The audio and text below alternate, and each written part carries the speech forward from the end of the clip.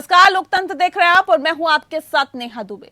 लोकतंत्र में आज हम बात करेंगे किसान आंदोलन की, हम बात करेंगे किसान आंदोलन से हो रहे नुकसान की, हम बात करेंगे सुप्रीम कोर्ट के उस आदेश की जिसके बाद किसान सिंघू बॉर्डर एक तरफ का रास्ता खोलने को तैयार भी हो गए हैं। दरअसल हम बात करेंगे एनएचआरसी के उस नोटिस की जिसमें किसान आंदोलन पर हुए नुकसान और लोगों की परेशानी के बारे में राज्य सरकारों और केंद्र से जवाब तलब किया गया है। अब सवाल है कि किसान आंदोलन की आग में जनता कब तक जलती रहेगी, कारोबारी कब तक करोड़ों का घाटा उठाते रहेंगे, कब तक परिवहन सेवा ठप रहेगी, आखिर किसान क्यों झुकने को तैयार नहीं है। हम अपने पैनलिस्ट से बात करेंगे, लेकिन उससे पहले आपको दिखाते हैं ये खास रिपोर्ट।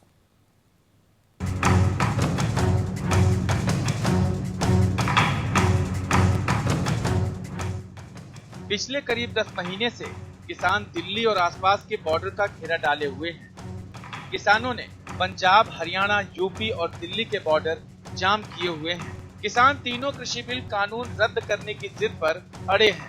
सरकार द्वारा फिलहाल कानून लागू नहीं करने के बाद किसान बॉर्डर से डस से मस नहीं हो रहे हैं। किसान आंदोलन से देश को आर्थिक नुकसान हो रहा है। राज्यों से लोग कारोबारी पलायन को मजबूर हो रहे हैं। हजारों फैक्ट्रियां बंद की कगार पर हैं।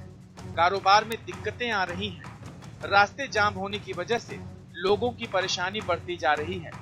लेकिन किसान हैं कि अपनी जिद पर अड़े हैं। सरकार ने कई बार बातचीत की कोशिश की, लेकिन किसान अपनी मांगे माने बिना बॉर्डर छोड़ने को राजी नहीं है। आंदोलन के 9 महीने बाद प्रशासन की गुजारिश पर NH-44 को एक तरफ से खोलने को तैयार हो गए हैं। सुप्रीम कोर्ट के आदेश के बाद सोनीपत उपायुक्त कुंडली सिंधु बॉर्डर पर किसानों के बीच पहुंचे। उन्होंने सुप्रीम कोर्ट के आदेश और आम लोगों को हो रही परेशानी का हवाला देकर किसानों से सहयोग करने की अपील की। उन्होंने समस्या को दूर करने के लिए GT रोड पर लोगों को आने जाने के लिए रास्ता देने के लिए कहा। उनकी गुजारिश पर किसान प्रतिनिधियों ने इस पर विचार करने का भरोसा दिया। उपायुक्त के कहने पर किसान प्रतिनिधियों ने कहा कि वे एक ओर का रास्ता छोड़ देंगे। तो सरकार ने आगे बॉर्डर लगा रखा हुआ है, बंद कर रखा हुआ है, आगे बड़े बैरिकेड लगा रखे हैं। दिक्कत तो सरकार कर रही है, लेकिन किसानों को तो सिर्फ बदनाम कर रही है भी किसान जेड़े आ ये आवाजाही को बंद करते हैं। लेकिन नहीं, आप भी देख लीजिए जो 3 बिल जो सब चल रहा हैगा, लेकिन सरकार को चाहिए बॉर्डर खोलने, आगे अपने बैरिकेड चक्के ट्रैफिक चालू हो जाएगा। ये भी जो सर्विस रोड है वो पहले भी चल रही है, हम भी कह रहे हैं सर्विस रोड आप चला लीजिए। तो सर्विस रोड पर सरकार की खुद की बैरिकेटिंग है, तो सरकार ने खुद रास्ता बंद किया। जब कोरोना काल था तो ऑक्सीजन पे जो बात आई थी, हमने तब भी कहा था भी हम इमरजेंसी सेवाएं कभी नहीं बंद करते, आप सर्विस रोड खोलिए, दोनों ओर से खोल के ट्रैफिक चले, छोटी गाड़ियां चले, हमें कोई इससे मिले। राष्ट्रीय मानवाधिकार आयोग यानी NHRC ने केंद्र सरकार को किसानों के आंदोलन को लेकर नोटिस दिया है। आयोग ने केंद्र के साथ साथ दिल्ली, राजस्थान, हरियाणा, उत्तर प्रदेश सरकारों और अन्य अधिकारियों को नोटिस जारी किया है। नोटिस जारी कर कृषि कानूनों के खिलाफ चल रहे किसानों के आंदोलन की रिपोर्ट मांगी है। NHRC ने यूपी, हरियाणा, राजस्थान, दिल्ली के मुख्य सचिवों और पुलिस आयुक्त दिल्ली को नोटिस जारी कर उनसे संबंधित कार्रवाई की रिपोर्ट जमा करने को कहा है। केंद्र और राज्यों को अपने नोटिस में NHRC ने कहा कि आयोग को चल रहे किसानों के विरोध के बारे में कई शिकायतें मिली हैं। औद्योगिक इकाइयों पर प्रतिकूल प्रभाव के आरोप हैं, जो 1000 से अधिक सूक्ष्म, मध्यम और बड़ी कंपनियों को गंभीर रूप से प्रभावित कर रहे हैं। कथित तौर पर परिवहन पर भी प्रतिकूल प्रभाव पड़ता है, जिससे यात्रियों, रोगियों, शारीरिक रूप से विकलांग लोगों और वरिष्ठ नागरिकों को सड़कों पर भारी भीड़ के कारण नुकसान उठाना पड़ता है। स्वाभाविक है कि किसान आंदोलन से आम जनता काफी परेशान है, लेकिन न तो सरकारों को चिंता है, न ही किसान को इसकी चिंता है। कुछ दिन पहले ही किसान आंदोलन को लेकर पंजाब के मुख्यमंत्री ने भी आपत्ति जताते हुए कहा था कि किसानों को अब पंजाब से अलग यानी हरियाणा और दिल्ली में आंदोलन करना चाहिए। यानी अमरिंदर ने किसानों को कहा था कि आप पंजाब से आंदोलन समेट लो। उन्होंने कहा कि किसान आंदोलन से राज्य को काफी नुकसान हुआ है, उद्योग धंधों को नुकसान हुआ है। अब सवाल है कि आखिर किसान कब तक यूं ही राज्यों के बॉर्डर को घेर कर बैठे रहेंगे? कब तक किसान आंदोलन की आंच में व्यापारी और आम लोग झुलसते रहेंगे? कब तक किसान जिद पर अड़े रहे? किसान और सरकार के बीच आन बान शान की लड़ाई में जनता कब तक पिसती रहेगी? Bureau report. तो कैसे निकलेगा बीच का रास्ता, ये एक बहुत बड़ा सवाल है और आज इस विषय पर हम तफसील से चर्चा करेंगे। हमारे साथ खास मेहमान मौजूद हैं, उनसे आपका परिचय करा देते हैं। रमन मलिक जो हमारे साथ हैं, स्पोक पर्सन है बीजेपी के। तहसीन पूनावाला जो हमारे साथ जुड़ गए हैं, सपोर्टर है कांग्रेस के। राजेंद्र यादव जी इस वक्त हमारे साथ है, प्रेसिडेंट है भारतीय किसान संगठन के। साथ ही साथ प्रोफेसर धर्मेंद्र यादव जी हमारे साथ हैं, स्पोक पर्सन है सपा के। आप सभी का बहुत स्वागत है। सबसे पहला सवाल मेरा राजेंद्र यादव जी आपसे है। ये जो कोर्ट की तरफ से कहा गया कि एक तरफ का रास्ता खोलिए, कैसे इसे देखते हैं और क्या वाकई आपको लगता है कि लोगों को दिक्कतें नहीं होनी चाहिए, किसानों का आंदोलन भले ही चलता रहे? नहीं, ये बात तो हम लोग पहले भी कह चुके हैं। मैं आपके माध्यम से पहले भी मैंने ये बात आवाज उठाई है कि जो लोगों को दिक्कत नहीं होनी चाहिए कि वो लोग हैं कौन। वो भी तो किसान, कहीं ना कहीं किसान परिवार के लोग हैं। तो किसान कभी भी नहीं चाहेगा कि उसके परिवार वालों को कोई दिक्कत हो, क्योंकि किसान हमेशा चाहता है कि सब लोग सुख सुविधा के साथ रहें, संपन्न रहें। और हमको किसान को अपनी लड़ाई नहीं लड़ना है, तो इसकी लड़ाई लड़ना है। जैसे कि कोर्ट का निर्णय आया है कि को बात करके, किसानों से बात करके इसका एक रास्ता खुलवा जाए। हम दोनों रास्ते खोल दो, समस्या का समाधान आपके हाथ में, इसे खत्म कर देना चाहिए। सड़क पे बैठे रहना। मैं चाहता हूँ, मेरी ये अपनी व्यक्तिगत सोच है कि किसी भी देश का कोई भी व्यक्ति ये नहीं चाहता कि वो आकर सड़क पे बैठे। सड़क पे जब भी आदमी बैठा है, मजबूरी में आकर सड़क में बैठा है, मजबूरी में बैठे हुए हैं। और रास्ते जो है, रास्ते हमने बंद करे हुए नहीं, रास्ते तो सरकार ने बंद करा रखे हैं, बैरिकेड आपने करा रखे हैं, हमने थोड़ी बैरिकेड करा रखे हैं। ठीक है रमन मलिक जी, हाथ में आपकी है फैसला।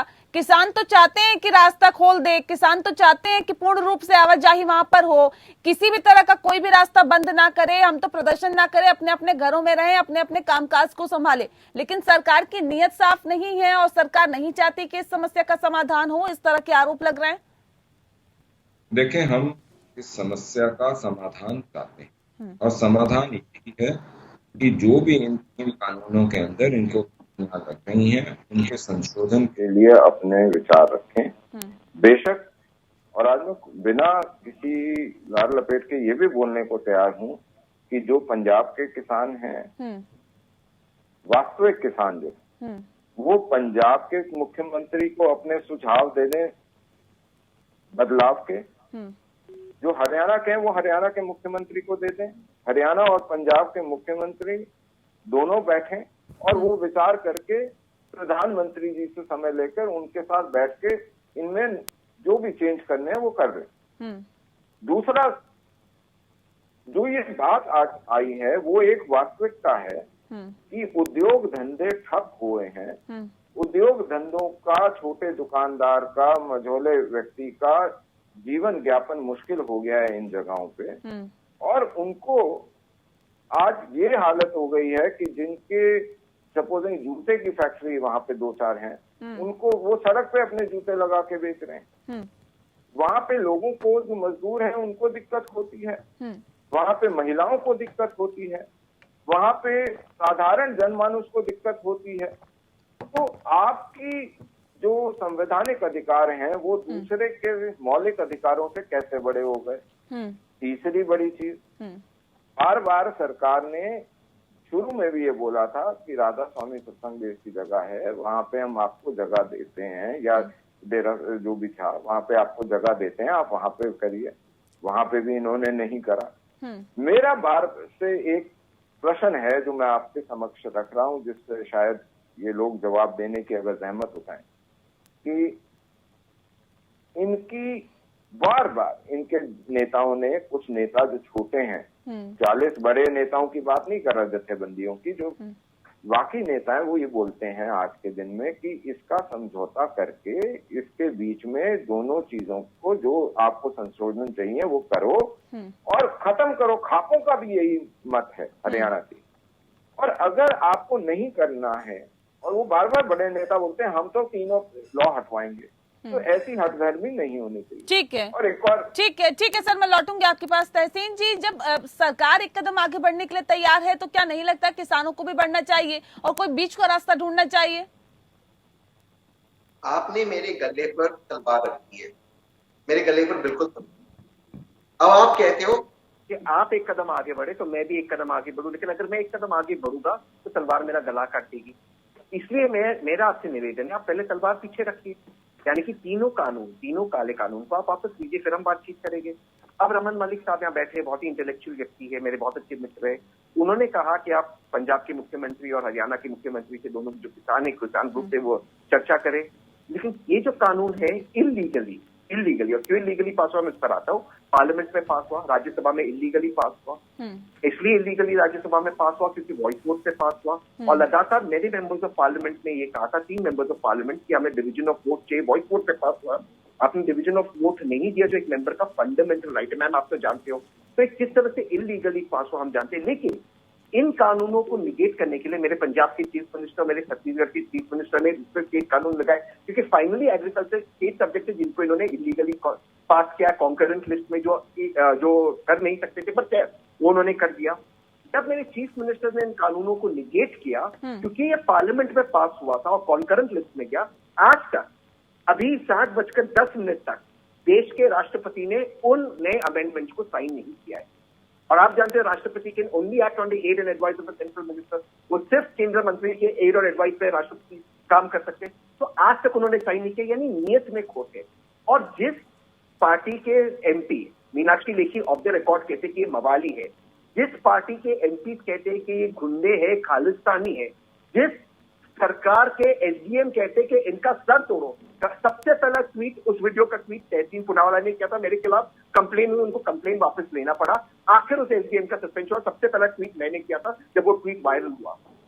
आप सोचिए उस पार्टी पे आप क्या भरोसा करेंगे, कैसे भरोसा करेंगे? रमन जी जल्दी से जवाब दीजिए, उसके बाद प्रोफेसर धर्मेंद्र यादव का रुख करेंगे। देखिए तहसीन भाई, ये हर चीज में तलवार लाना, ऐसी मानसिक विकृति को थोड़ा सा दूर रखें तो अच्छा रहेगा। तलवार तलवार तलवार फसले आम, इसके से हम कब तक आप इससे जुड़े रहेंगे? आप एक शांतिप्रिय व्यक्ति लगते हैं हमेशा मेरे को। ये तलवारों की बात जो है ना, ये हमने 26 जनवरी में देखी थी, तलवारें भी देखे थे, भरते भी देखे थे, भाले भी देखे थे। ठीक, ऐसे ना करिए। दूसरी चीज, अगर इलीगली पास हुआ है तहसीन, अगर इलीगली पास हुआ है और आप एक वकील भी हैं, आपने बहुत सारी चीजों में कोर्ट में केसेस भी डाले हैं, आप इसको डालिए ना कि जी कॉन्स्टिट्यूशनल बात नहीं है और इसके खिलाफ होना चाहिए, आप डाल दीजिए केस। आप एक वकील हैं, आप काफी केसेस दिलवाते रहते हैं। दूसरी एक और चीज जो इन्होंने बोला, स्टेट सब्जेक्ट, अगर ये बोलते हैं कि ये स्टेट सब्जेक्ट है और हमने लॉज जो है स्टेट सब्जेक्ट के अधिकारों में घुस के बनाए हैं, तो भी आप डाल सकते हैं कोर्ट में केस, अपने आप पता लग जाएगा कि कॉन्स्टिट्यूशनल है या नहीं है। ये आपका भ्रम जो है ना, ये टूट जाएगा। एक और बात मैं करना चाहता हूँ और आज के समय पे बहुत रेलेवेंट है कि आप बार बार ये बोल रहे हैं कि इनकी नेता ने ये कहा, इनके, मैं ये बोलता हूँ आज और आपके चैनल पे खुले तौर पे बोलता हूँ, ये जो अली बाबा के 40 चोर जो जत्थेबंदियों के अधिकारी बन रखे हैं ना, ये सब के सब उपद्रव मचाने के लिए आतुर हैं। और इनसे ये पूछा जाए कि हर जगह लठ चलाने की क्या जरूरत है, हर चीज के बीच में संवैधानिक अधिकारों को बार बार कोट करते हैं कि ये हमारा प्रदर्शन जो है संवैधानिक अधिकार है। आपका प्रदर्शन शांतिपूर्वक संवैधानिक अधिकार है। पत्थरबाजी, गंडासे मारने की धमकी, लठबाज नहीं, ये जो सारी चीजें हैं, इलीगली नेशनल हाईवे को ब्लॉक करना और उसको रोक के बैठना, ये संवैधानिक अधिकार नहीं है साहब। अगर है तो बताएं कौन से में। रमन जी, मैं बीच में रोकना नहीं चाह रहा था, लेकिन मैं माफी चाहता हूँ, सपा के प्रवक्ता साहब भी नहीं बोल पाए हैं। यादव भाई एक ही लाइन, मैं रमन भाई का जवाब देता तो एक ही लाइन।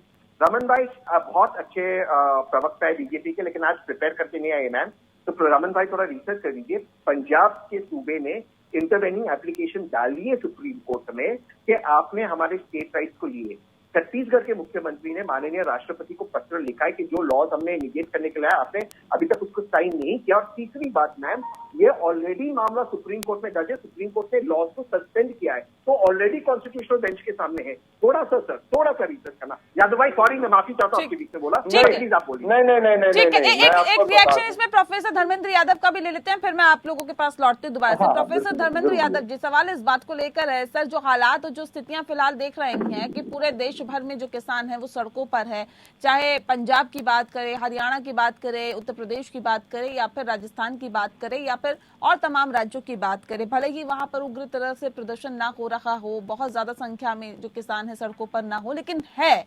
ऐसे में खास तौर पे अगर उत्तर प्रदेश की बात करें तो सर, क्या आने वाले विधानसभा चुनाव में इस आंदोलन का असर पड़ेगा? और क्या लगता है आपको, क्यों बीच का रास्ता नहीं निकल पा रहा है, क्यों ये आंदोलन समाप्त नहीं हो पा रहा है? नेहा जी, चुनाव पर क्या असर पड़ेगा वो बात का विषय है। आज विषय ये है कि जो देश के किसान हैं 9 महीने से सड़कों पर हैं और उनकी समस्या का समाधान नहीं हो रहा है, और अलग अलग तरह की एजेंसियों से अलग अलग तरह के बयान और लोगों में थोड़ा सा भ्रम फैलाने का प्रयास किया जा रहा है सरकार के द्वारा। इस बात को पूरे देश और प्रदेश को जान लेने की आवश्यकता है सबसे पहले कि किसान जो हाईवे पे या बॉर्डर पे बैठा हुआ है वो अपनी मर्जी से नहीं बैठा है, उसको केंद्र सरकार ने दिल्ली में जाने से रोका है, और रोकने के लिए बाकायदा बैरिकेड लगाया गया है, टास्क फोर्स लगाई गई है, पीएसी लगाई गई है, यहाँ तक कि कील भी लगाया गया था। अब आप मुझे बता दीजिए कि सरकार अगर इतनी संवेदनशील होती कि हमारे एम्बुलेंस कैसे जाएंगे, हमारे जो इंडस्ट्री के एक्टिविटीज के लिए जो ट्रांसपोर्टेशन वो कैसे जाएगा, और कोई विकलांग व्यक्ति है वो कैसे जाएगा, कोई आपका सीनियर सिटीजन है वो कैसे जाएगा, तो आप मुझे बता दीजिए उस कील पे चल के कौन जाएगा, कौन सा एम्बुलेंस उस कील पे चला जाएगा। तो सबसे की आवश्यकता है कि जो बॉर्डर पे रोड जाम है, हाईवे जाम है, वो केंद्र सरकार ने जाम किया है, तो केंद्र सरकार क्यों नहीं खोलती? सवाल ये कि जब इस बुनियादी सवाल पर सुप्रीम कोर्ट कह चुका है कि आंदोलनकारी अपने प्रदर्शन के कारण जनता को असुविधा में नहीं डाल सकते हैं, फिर सर सवाल इस बात को लेकर है, क्यों बार बार केंद्र पर ये पूरा मामला थोपा जा रहा है कि जी सरकार की वजह से ही ऐसा हो रहा है? प्रदर्शनकारी अपनी आवाज को बुलंद कर रहे हैं, सड़क पे क्यों, किसी मैदान में कर लीजिए ना, जिस बात का जिक्र अभी रमन जी कर रहे थे। मैं रमन जी की बात आगे ले जा रहा हूँ कि रमन जी ने कहा था कि उद्योग जगत जो है वो बिल्कुल चरमरा रहा है। तो ये मैं बता दूं कि आप सिंधु बॉर्डर जाइए, जहाँ सिंधु बॉर्डर सबसे ज्यादा जो आसपास के हैं औद्योगिक इकाई है, वहाँ पर आप सुबह या शाम किसी भी समय चले जाइएगा तो वहाँ आप देख सकते हैं वहाँ महिलाएं भी और पुरुष भी कितने सम्मान के साथ, कितने आदर भाव के साथ वहाँ से निकल के उन उद्योगों में काम करने के लिए जा रहे हैं। एक जीता जागता उदाहरण है, तो टेक्स्ट को प्रमाण की जरूरत नहीं है। दूसरी बात यह है कि गाजीपुर है, गाजीपुर आप देख सकते हैं कि जो भी एम्बुलेंस वगैरह होती हैं वो आज भी हम लोगों में बीच से निकलवाते हैं। और आप वापस सिंधु बॉर्डर जाएंगे तो बीच से जो सड़क है, बीच से सड़क पे जाने से जहाँ तक मंच लगा हुआ है, मंच से पहले तक किसी को रोका नहीं गया है। मंच से आप लेफ्ट लेकर या राइट लेकर निकल सकते हैं। तो कहीं ना कहीं आप आंदोलनकारियों के बीच से आप देख सकते हैं कि बहुत सारे लोग जो है वहाँ से गुजरते हैं। चीजें तो एनएचआरसी ने क्यों पत्र लिखकर ये नोटिस जारी किया है, क्यों ये पूरा काम हुआ है, ये समझ से परे है थोड़ा। नहीं, समझ से परे वाली बात तो किसानों के समझ से परे है कि सरकार इतने लंबे समय तक हमें रोड पे क्यों बैठा रखी है। ये पत्र लिखने वाली बात है, तो पत्र सरकार से पूछा जाए भी नहीं, कोई हमने तो मांगा था रामलीला ग्राउंड क्यों नहीं भेज देते हैं, क्यों आपने बैरिकेड लगा रखे हैं? बैरिकेड तो आपने लगा रखे हैं, हमने थोड़ी ना लगा रखे हैं। सड़क पे बैठना आप किसको अच्छा लगता है, मुझे बताइए। आप भी कहीं ना कहीं किसान परिवार से जुड़े हुए हैं, कि आपको अच्छा लगता है कि आप सड़क पर बैठेंगे? ठीक है रमन जी, क्यों इनको सड़क पे बिठा रखा है सर? क्यों अगर ये चाहते हैं कि प्रदर्शन करें, ये तो हर किसी की कहीं ना कहीं इसका मौलिक अधिकार है कि वो प्रदर्शन कर सकता है, अपनी आवाज को उठा सकता है, अपने हक में आवाज बुलंद कर सकता है सर। तो अगर जगह नहीं दी जाएगी तो सड़क पे ही आएंगे ना लोग। मैडम, जिस दिन पहली बारी ये यहाँ आए थे उसी दिन जगह का आवंटन बोला था कि वहाँ पे आपके लिए जगह कर दी गई, आप वहाँ चले जाइए। अगर नहीं बोला हो और आपके पास क्लिपिंग ना हो उस रमन जी, मैं आपकी बात से काट रहा हूँ, मैं काटना नहीं चाहता हूँ कभी भी। आपने बुराड़ी मैदान देने की बात कही थी, लेकिन बुराड़ी मैदान तक जाने की कहा दिया था पहले, तो आपने राष्ट्रपति को दिया था। हमने रामलीला ग्राउंड मांगा था, बुराड़ी दे रहे थे, लेकिन आपने तो दिल्ली में घुसने नहीं दिया। भाई साहब, ऐसा है राजेंद्र जी, आप अपने जरा नेताओं के वक्तव्य सुन लीजिए उस दिन के, और थोड़ा सा तैयारी कर लें और उसके साथ बात करें। आप नहीं, मैं बिल्कुल जानकारी की बात कर रहा हूँ। नहीं, मैं क्या बता रहा हूँ, मैं आपकी जानकारी के लिए बता दूं, मैं आपके शब्दों को रिपीट कर देता हूँ। जानकारी वो अलीबाबा के 40 चोर जो है उनका हिस्सा नहीं हूँ। ये शायद मैं आपकी जानकारी में डाल देता हूँ, शायद आपको लगता हो कि मैं संयुक्त किसान मोर्चे से अलग से कहीं से आ गया हूँ। संयुक्त किसान मोर्चे का हिस्सा हूँ मैं अभी भी, इसीलिए मैंने अलीबाबा के जो 40 चोर की बात कर रहे हैं, मैं 40 चोरों में से हूँ। ठीक है सर, तहसीन जी सवाल इस बात को लेकर है सर, अपनी आवाज बुलंद करना आपका मौलिक अधिकार है, लेकिन इससे लोगों को तकलीफ नहीं होनी चाहिए, ये तो आप भी मानते हैं जो कोर्ट ने कहा। दो बातें मैं आपके सामने रखना चाहता हूँ। जिस बात सुप्रीम कोर्ट में मामला चल रहा था, जिसमें काफी इन्वॉल्व था, और माननीय सोलिसिटर जनरल तुषार मेहता जी ने माननीय सुप्रीम कोर्ट को ये बात बताई कि जो रास्ते सड़क ब्लॉक थे वो दिल्ली पुलिस और उत्तर प्रदेश की पुलिस ने ब्लॉक किए। उस पर कोर्ट ने रिएक्ट करते हुए कहा तो किसानों ने ब्लॉक नहीं किया। मैं वो बैटन कोर्ट को कोट कर रहा हूँ। तो एसजी ने कहा नहीं, हमने पुलिस ने किया। तो कोर्ट ने कहा फिर आप ये प्रश्न आपकी एजेंसी से पूछिए। तो माननीय सुप्रीम कोर्ट के अंदर नरेंद्र मोदी जी के जो लॉयर है तुषार मेहता, ये माननीय जजेस को, सुप्रीम कोर्ट के जजेस को कहते हैं कि दिल्ली पुलिस उत्तर प्रदेश पुलिस से सड़क ब्लॉक, तो किसानों पर आप आरोप डाल रहे। दूसरी बात देखिए, मेरे किसान भाई, क्योंकि मैं सिंगू बॉर्डर और दोनों जगह गया हूँ, ये जाना चाहते थे रामलीला मैदान। आप जानते हैं मैम, आप एक पत्रकार है, अटल बिहारी वाजपेयी जी ने किसानों का आंदोलन लीड किया रामलीला मैदान के, ये जाना चाहते थे वहां पर अन्ना आंदोलन हुआ। आप क्यों डरते हो? जब मेरा मौलिक अधिकार है प्रोटेस्ट करना, आप क्यों मुझे रामलीला मैदान नहीं जाने देते हो? मैं आपको आज आपके चैनल पे आश्वासन दे रहा हूँ, या यादव भाई बैठे, धर्मेंद्र यादव भाई बैठे, हम जाएंगे वहां पर आंदोलन करेंगे। आपको दिक्कत क्या है अगर हम दिल्ली में आए और आपने कील लगाई सड़क के ऊपर, ठीक उसी तरह जैसे पाकिस्तान का बॉर्डर है, चीन का बॉर्डर है। ठीक है, प्रदर्शन के साथ साथ आपको न्याय व्यवस्था को भी देखना पड़ेगा। और जो 26 जनवरी को हुआ उसने ये प्रत्यक्ष रूप से ये रख दिया कि इंटेंशंस कुछ और हैं, किसान सिर्फ बहाना है, कंधा है और निशाना कुछ और है। ये सारे के सारे जितने लगे हुए हैं, इन्होंने सब ने पहले अलग अलग बयान दिए। मैं आज आपके माध्यम से दोबारा ये आपके चैनल पे बार बार पूछता रहा हूँ कि पंजाब मंडी एक्ट का पॉइंट नंबर 8, पॉइंट नंबर 9 और पॉइंट नंबर 12 ये क्या क्या कहता है। एक पॉइंट नंबर 8 बताता है कहाँ सरकारी मंडियां और कहाँ प्राइवेट मंडियां हो सकती हैं। दूसरी चीज पॉइंट नंबर 9, रमन जी एक महत्वपूर्ण सवाल, लेकिन क्या, एक मिनट रमन जी, एक बहुत महत्वपूर्ण सवाल, जिस तरह से महापंचायत हो रही है, किसानों की पंचायत लगाई जा रही है, गाँव की महापंचायत हुई है, ये जो पूरी महापंचायत हो रही है सर, क्या नहीं लग रहा कि राजनीतिकरण करने की कोशिश की जा रही है उसके अंदर जो नारेबाजी हो रही है? नेहा जी 56 गाँवों की महापंचायत हुई, जो कि इस सिंगू बॉर्डर के आसपास के गाँव। उन्होंने क्या क्या विषय उठाए? हमारा धंधा पानी बंद हो गया, हमारा जीना दुश्वार हो गया, प्रदूषण हो गया, इलीगल एक्टिविटीज हो गई। यहाँ तक कि उन्होंने ये भी बोला कि महिलाओं का बाहर निकलना दूभर हो गया। उन्होंने ये भी बोला कि वहाँ इलिसिट काम चल रहे हैं। अब मेरे को ये बताए, वो महापंचायत भी तो है, उसका जवाब कौन देगा? वहां पे जिस तरीके से शराब का वितरण, जिस तरीके से ड्रग्स का यूज, जिस तरीके से कई बार, माफ करिएगा, कई बार वीडियो वैश्यवृत्ति के भी आए हैं वहां पे। मैं पूछना चाहता हूँ कि ये क्या पवित्र आंदोलन है? मुझे आंदोलन नहीं है। तहसीन जी, क्या ये असली किसान है क्या? तहसीन जी, असली किसान है क्या? पार्टी का संरक्षक प्राप्त कर लो, सब कुछ गंगा में नहा लेंगे। भारतीय जनता पार्टी का जो आदमी चला जाएगा वो स्वच्छ है, बाकी सब कोई पवित्र नहीं है।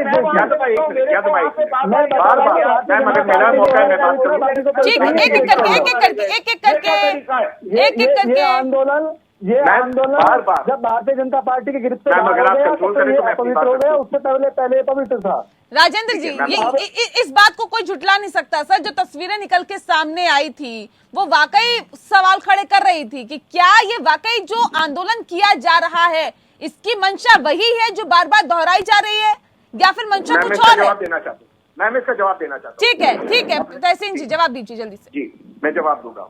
बार बार इस आंदोलन पे आरोप लगाए, पहले खालिस्तानी, कभी पाकिस्तानी एजेंट, कभी कैनेडियन एजेंट, कभी मवाली कहा गया है। आज नया आरोप लगा कि यहाँ पे ड्रग्स का धंधा हो रहा है। कल आपके चैनल पे आके बहुत दुख से कहेगा यहाँ पर कुछ और धंधे चल रहे हैं। अगर ऐसा हो रहा है, क्योंकि इस आंदोलन में मैं गया हूं, मैं शरीक हुआ हूं, मैं वहां पर गया हूं, अगर ऐसा हो रहा है तो रमन जी, उत्तर प्रदेश और दिल्ली की पुलिस तो आपके नीचे है, आपने कार्रवाई क्यों नहीं करी? पहली बात। दूसरी बात, फिर 26 जनवरी पर आते हैं, अपनी बात समाप्त करता हूँ। 26 जनवरी पे जो घटना हुई उसके पीछे एक ही व्यक्ति का हाथ था, उसका नाम है दीप सिद्धू। दीप सिद्धू की सारी तस्वीरें माननीय मोदी जी, अमित शाह जी और सनी देओल जी के साथ, प्लीज आई रिक्वेस्ट, कौन था रमन भाई, आई रिक्वेस्ट प्लीज, आप नहीं अपनी बारी इन्हें सिर्फ 26 जनवरी याद रहेगी। वरुण गांधी का 6 तारीख का ट्वीट याद नहीं रहेगा कि वरुण गांधी ने क्या कहा है। एक सेकंड, वरुण गांधी ने कहा है, तहसीन जी, लाल किले की प्राचीर पर सिर्फ एक दीप सिद्धू चढ़े थे क्या? इतनी भीड़ में सिर्फ एक दीप सिद्धू दिखे आपको? मैं जवाब देता हूँ आपको, मैं जवाब दे रहा हूँ उसका। जितनी भी ट्रैक्टरें और गाड़ियां किसानों की थी, चाहे राजेंद्र भाई की थी, धर्मेंद्र भाई की थी और किसान भाइयों की थी, उन सब ने दिल्ली पुलिस के रूट को पालन किया। सिर्फ एक ही ट्रैक्टर के जो ग्रुप था उसने वो रूट को तोड़ा और दिल्ली पुलिस ने अलाउ किया रूट तोड़ना, और वो रूट था दीप सिद्धू और उनके लोगों का। जिम्मेदारी किसकी बनती है सर? ऐसे में जिम्मेदारी किसकी बनती है? जिम्मेदारी जो लोग आंदोलन कर रहे हैं उनकी जिम्मेदारी बनती है, लेकिन राजेंद्र जी, क्या आप लोगों की कोई जिम्मेदारी नहीं बनती है?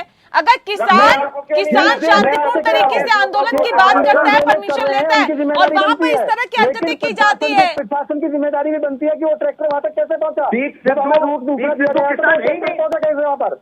दीप सिद्धू इसकी सर कहा तो एक सेकंड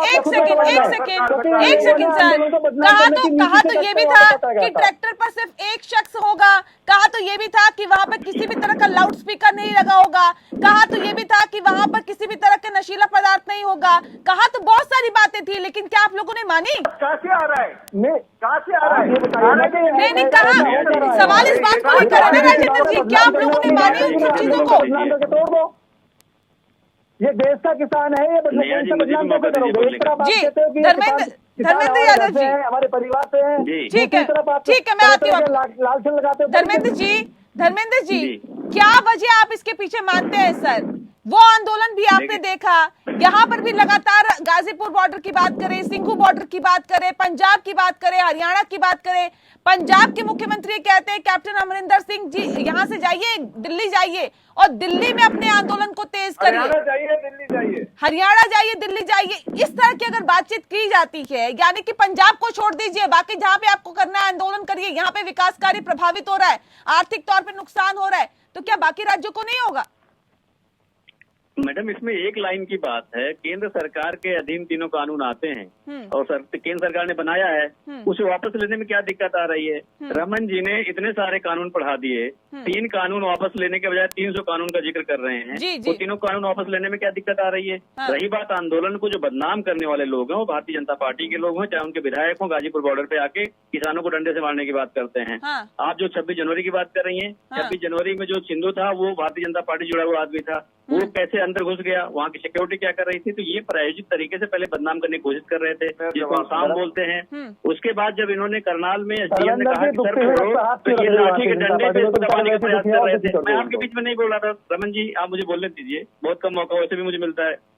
जो करनाल में एसडीएम ने कहा कि सर छोड़िए, ये कौन सा संवैधानिक अधिकार है? आप मुझे बता दीजिए कि 1000 के आसपास किसानों की मौत हो गई है। मैं रमन जी से पूछना चाहता हूँ कि अपने जीवन में, पूरे जीवन में क्या 24 घंटे कभी सड़क पे बैठे हैं, क्या सोए हैं? जिनसे पूछिए, अगर इनका जब टर्न आएगा बताएंगे पूरी जिंदगी 24 घंटे कभी रोड पे रहे हैं। मैं सारी बातों को एक तरफ रख देता हूँ, कानून क्या है, पेज क्या है, मानवाधिकार ने क्या कहा, तो छोड़िए आप। अगर कोई आदमी 24 घंटे और 9 महीने तक रोड पर बैठा हुआ है, प्रचंड गर्मी है और कड़ाकी ठंड है, बरसात है, हवाएं हैं, उसमें बैठा हुआ, तो कुछ न कुछ तो बात होगी। अगर आप उसको सिरे से खारिज कर दो कि इसमें कुछ नहीं है, हमें करना नहीं है, वो गलत बात है। रही बात मानवाधिकार की, कि अगर एक कदम सरकार आगे बढ़ रही है तो क्या किसानों को लचीला रुख अपनाना चाहिए या फिर नहीं अपनाना चाहिए? 11 दौर की बातचीत हो गई है, ये भी समझना चाहिए, नहीं समझना चाहिए? मैं बताता हूँ आपको, देश के प्रधानमंत्री ने कहा था कि किसान मुझसे एक कॉल दूर हैं। हाँ। 12 बार मीटिंग हुई, मुझे बताइए। हाँ। लेकिन आप मुझे बताइए कि जो किसानों की मांग है उसको आप पहली शर्त रखते हो कि भाई हम बिल वापस नहीं करेंगे, उसके बाद आप आके मीटिंग कर लीजिए। हाँ, तो ये तो कोई औचित्य नहीं दिखता मुझे। यही ठीक है। प्रधानमंत्री ठीक है हैं जो रमन जी, कहते हैं ये कि कौन सा तरीका है सर? हम तो बातचीत भी करेंगे लेकिन किसानों का जो बिल है वो वापस भी नहीं लेंगे, और बीच का रास्ता निकालना हो तो निकाल लीजिए, संशोधन है, पहले ही शर्त 4 रख देते हैं, कैसे समस्या का समाधान निकलेगा? देखिए, हमने बहुत स्पष्ट रूप से ये बोला था कि हम 1.5 साल मुलतवी कर देते हैं। हाँ। ये ऑफर भी दी गई थी। शुरू कहाँ से हुआ था? शुरू हुआ था कि जमीन खा जाएंगे, फिर हुआ एमएसपी चले जाएगी, मंडी चले जाएगी, ये हो जाएगा। आज वो सारे के सारे विषय गायब हो गए हैं, क्योंकि फैक्ट यही है, लोगों को पता है कि इसके अंदर, कानूनों के अंदर ऐसा कोई प्रावधान है ही नहीं। अब बात करते हैं कानून है एक में सर अब एक ये बात करते हैं कि डीप से आप सुनिए, आप दर्शकों को बता दीजिए। अरे सुनिए शांति से सुनिए।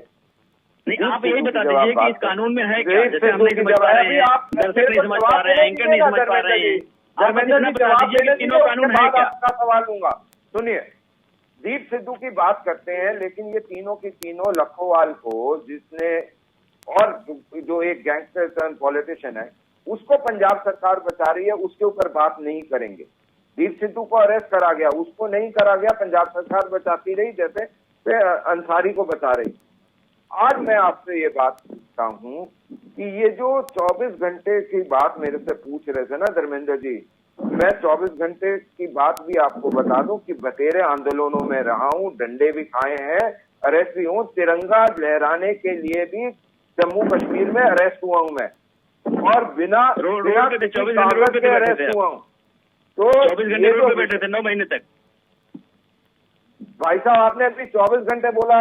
देखिए, गोल पोस्ट पीठ पे लेकर भागोगे ना तो ऐसा ही दिखेगा। एनीवेज, मैं अब ये जो बात आपसे पूछ रहा हूँ, ये ना तहसीन जवाब देंगे, ना राजेंद्र जी जवाब देंगे, ना धर्मेंद्र जी जवाब देंगे कि लखोवाल को पंजाब क्यों बचा रहा है। मैं जवाब दूंगा। लखोवाल को पंजाब क्यों बचा रहा है, एक। दूसरी चीज, पंजाब में जब गन्ने की बात आई तो ये बार बार ओपी धनखड़ ने बोला, तब जाके इनको याद आई कि गन्ना किसान भी हैं। राजस्थान की, चलिए अच्छा है आपने करा, बात करी। राजस्थान में 1 करोड़ एकड़ के अंदर बाजरा उगता है। हर साल का फर्क हरियाणा और वहां का 10,000 करोड़ का है। ये आज तक वहां क्यों नहीं बैठते हैं? ये क्यों नहीं बोलते कि एमएसपी पे खरीदो बाजरा? किसानों की नाराजगी तो कैप्टन अमरिंदर सिंह से भी है, लिहाजा यही वजह है कि असंतोष किसानों का कुछ इस तरह जाहिर हुआ कि कैप्टन अमरिंदर सिंह के आवाज का घेराव किया गया, और किसानों ने कहा है कि किसानों को किसी तरह का मुआवजा नहीं दिया जा रहा है, जबकि केंद्र की ओर से अपने हिस्से का पैसा राज्यों को भेजा जा चुका है। कैप्टन की मुसीबतें अब फिलहाल दोनों तरफ से बढ़ती हुई दिखाई दे रही है। कैसे देखते हैं इसे आप?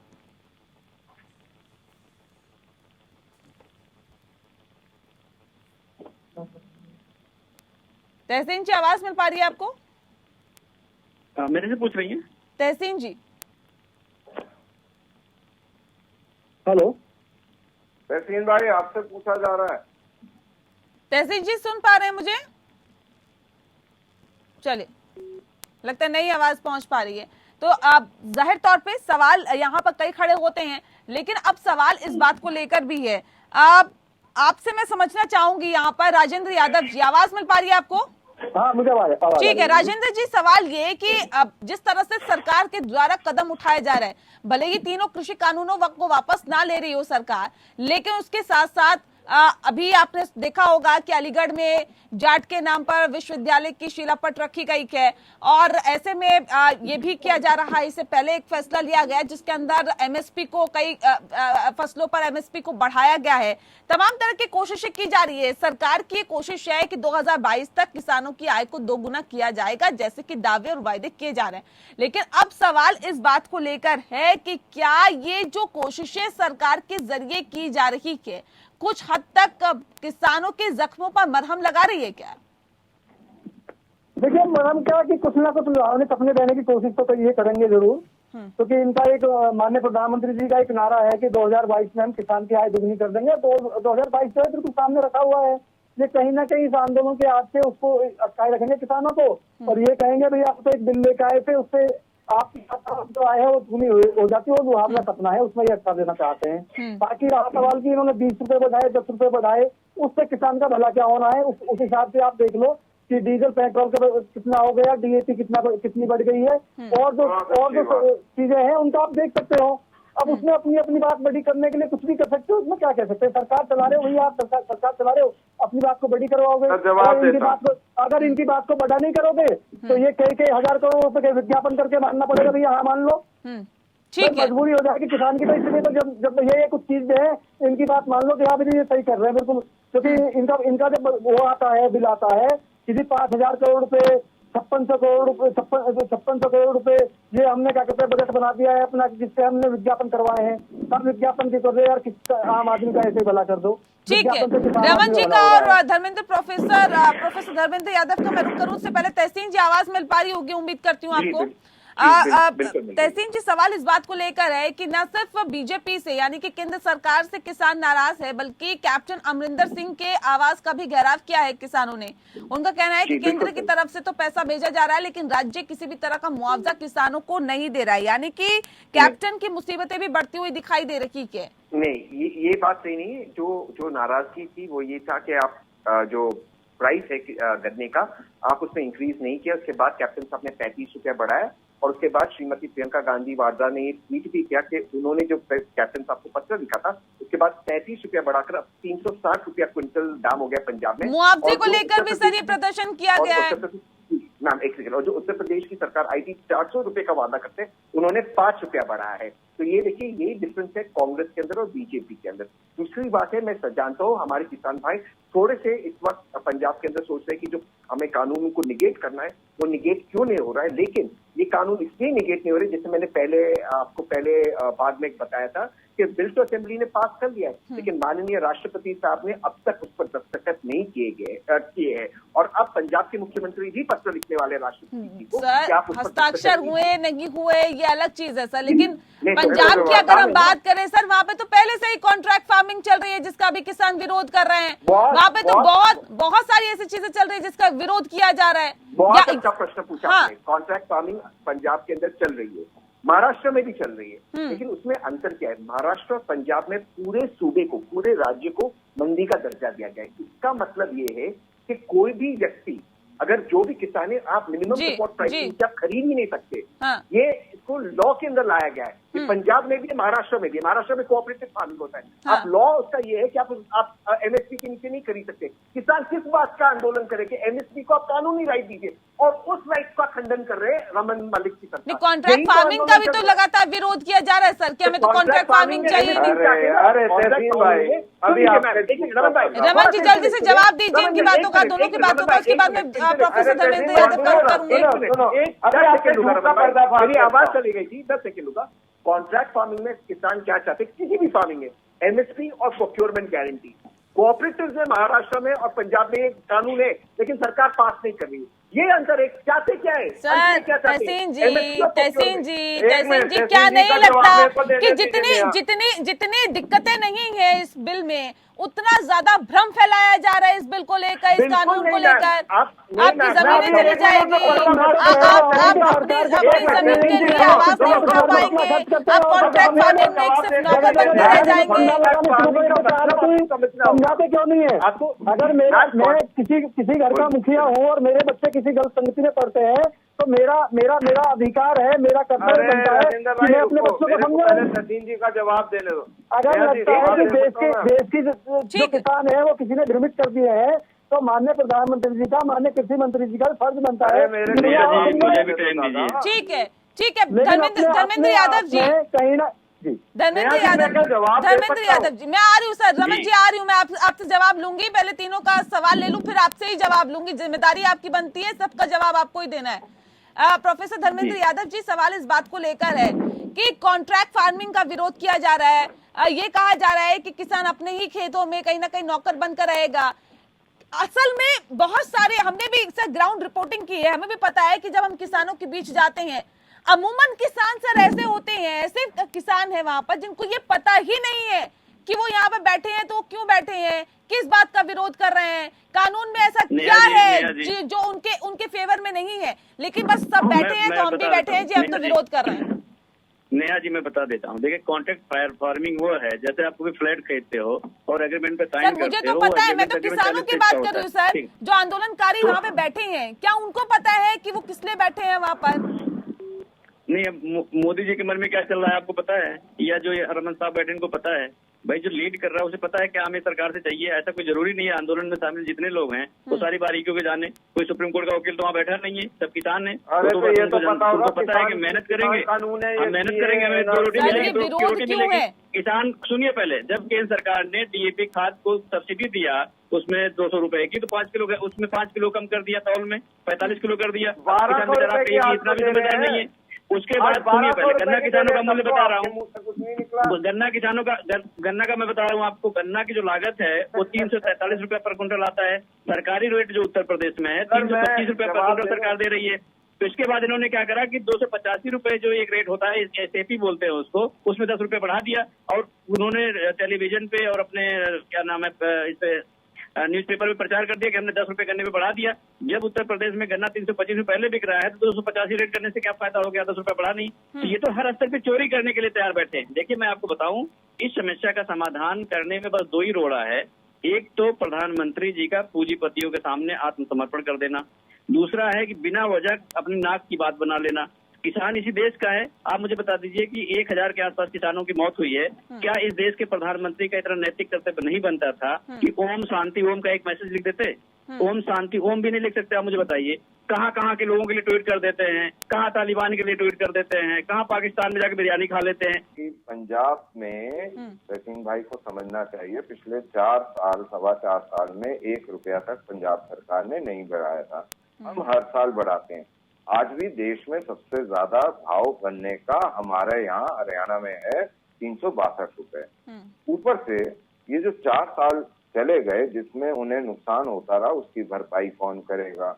दूसरी चीज, अभी भाई बोल रहे थे डीजल की और की महंगाई बढ़ गई।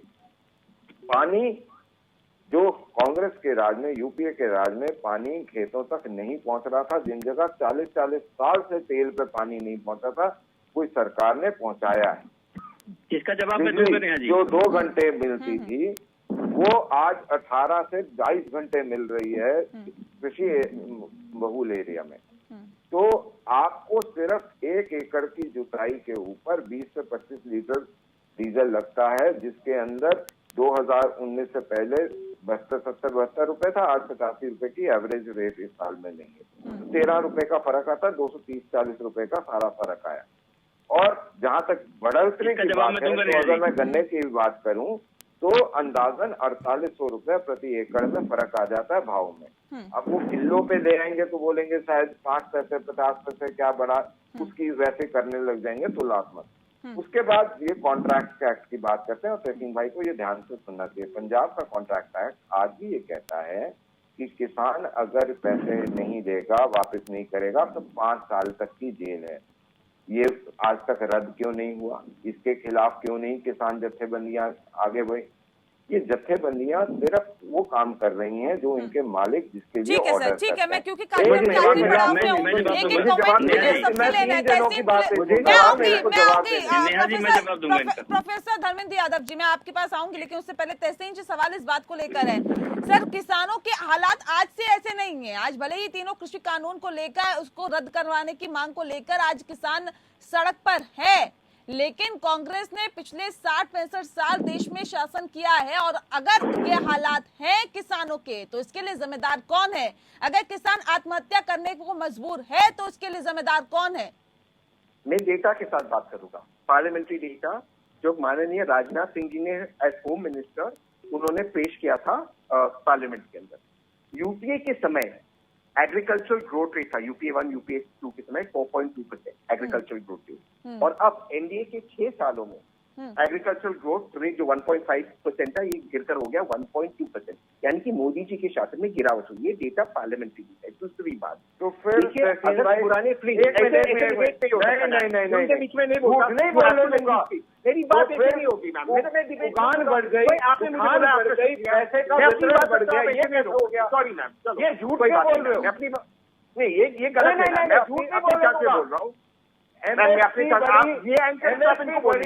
प्रोक्योरमेंट मैं डेटा के साथ बात कर रहा हूँ और एमएसपी मेरा समय वेस्ट हो रहा है। उनको भी बात करना जाना आपने ठीक है, मैंने किसी के रमन जी सुन लेते हैं, आपको पूरा मैं टाइम देती हूँ बोलने का। ऐसे नहीं, ऐसे मत करिए रमन जी। रमन जी हैंड रेस करिए, जिसको बोलना है हैंड रेस करिए, मैं आपको मौका दूंगी। इस तरह से नहीं। तहसीन जी जल्दी से बात करिए पूरी। प्लीज 4.2% वर्सेस 1.2% का हाल में जीता। नंबर 2, अगर गलत है। लेकिन किसान क्या पहले आत्महत्या नहीं कर रहे थे? तहसीन जी, ये आपने मुझे डिबेट में बुलाया, मेरा समय है बात करने का, आप मुझे बोलने का मौका दीजिए। आप उनका फेर अरे आप भी तो मेरे बोले रमन जी सुन लीजिए, ऐसे नहीं, ऐसे नहीं, ठीक है नेहा जी, ये भी तो मेरे चैनल में बोले थे। दूसरी बात ठीक है। अब आप तो अच्छा बिहेवियर दिखाइए, आप हैंड रेस करिए। अगर उन्होंने बोला था कोई बात नहीं, आप हैंड रेस करिए, आप बड़प्पन दिखाइए। ठीक है तहसीन जी जल्दी से पूरा। 60 वर्षों में दिक्कत ये नहीं कि किसानों को कानून समझ में नहीं आया, दिक्कत भाजपा की है कि किसानों को कानून समझ में आया। और किसान भाई क्या कह रहे हैं, 60 वर्षों में जो ये कानून थे, आप कह रहे गलत कानून थे। सर क्या यूपीए के शासन में या कांग्रेस के शासन में किसानों के हालात बेहतर थे क्या? मेरा तो सीधा सा आपसे ये सवाल है। यस मैम, बहुत बेहतर थे। और मैं आपको जवाब देता हूँ, अगर ये कानून खराब थे तो फिर आज भारत की सरकार में जो इनके गृह मंत्री है अमित शाह जी, वो अपने आप को किसान बताते। अगर पुराने कानून से अमित शाह जैसे गरीब व्यक्ति गृह मंत्री बन जाते और उनके बेटे बीसीसीआई में आ जाते, तो नए कानून की जरूरत क्या है? ठीक है राजेंद्र यादव जी, क्या किसानों के हालात कभी अच्छे रहे हैं क्या इस देश में? एक सेकंड राजेंद्र जी बोलेंगे, ऐसे नहीं सर।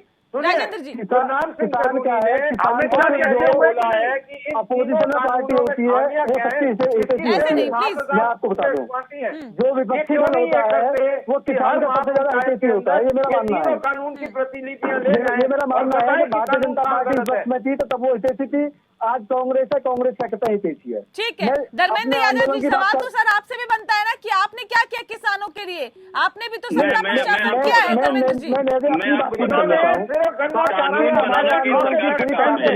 रमन जी ने बहुत चालाकी से बता दिया किसान की लागत कम हो गई। आप मुझे बता दीजिए कि डीजल का दाम बढ़ गया, खाद का दाम बढ़ गया, पेट्रोल का दाम बढ़ गया, बिजली का दाम बढ़ गया, केबल का दाम बढ़ गया, तो किसान की लागत कम हो गई। राजेंद्र जी, रमन जी एक सेकंड शांत रहिए। धर्मेंद्र जी की बारी उनको बोलने दीजिए। ठीक है धर्मेंद्र जी। मैंने कहा रमन जी ने बहुत चालाकी से बता दिया कि किसानों की लागत कम हो गई है। आप किसी भी किसान के पास चले जाइए, वो खुद ही बता देगा कि आज भी खेती की लागत 2 गुनी हो गई है। उसका कारण क्या है? डीजल का दाम बढ़ गया। उसका कारण क्या है? बिजली का दाम बढ़ गया। उसका कारण क्या है? खाद का दाम बढ़ गया। मैं आपको बता दूं, कांग्रेस की जो गवर्नमेंट थी, कांग्रेस की जो गवर्नमेंट थी, नेहा जी सुनिए, जब कांग्रेस की गवर्नमेंट थी, केंद्र में सरकार समाजवादी की नहीं थी मैडम, केंद्र में नहीं थी। जब हम लोग थे समाजवादी की केंद्र में सरकार नहीं थी, हमने सुनिए, लेकिन बाहर से तो आप लोग समर्थन कर रहे थे। हमने सिंचाई माफ किया था, प्रदेश में आपकी सरकार थी, हमने सिंचाई माफ किया था, बिजली का बिल माफ किया था, 50,000 तक के किसानों को कर्ज माफ किया था। इसलिए उत्तर प्रदेश में किसान कभी आत्महत्या नहीं करता था। लेकिन ये इस बात को मानने को तैयार नहीं है। मैं आपको बता दूं कि मुआवजे के रूप में क्या मिलता था वो याद है आपको? मुआवजे के रूप में कितने का चेक मिलता था वो याद है आपको? क्या चीज? मुआवजे के रूप में अगर किसानों की फसलें खराब हो जाती थी तो 100 रुपए का चेक मिलता था, वो याद है आपको? अरे मैडम, इनके यहाँ तो 52,000 50,000 रुपए तक का ब्याज किसानों का माफ किया था।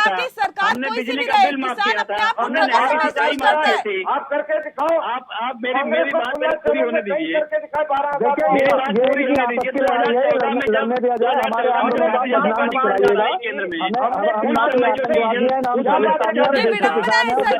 में बहुत शुक्रिया आप सभी मेहमानों का हमारे साथ इस खास चर्चा में शामिल होने के लिए। ये विडंबना है देश की सर।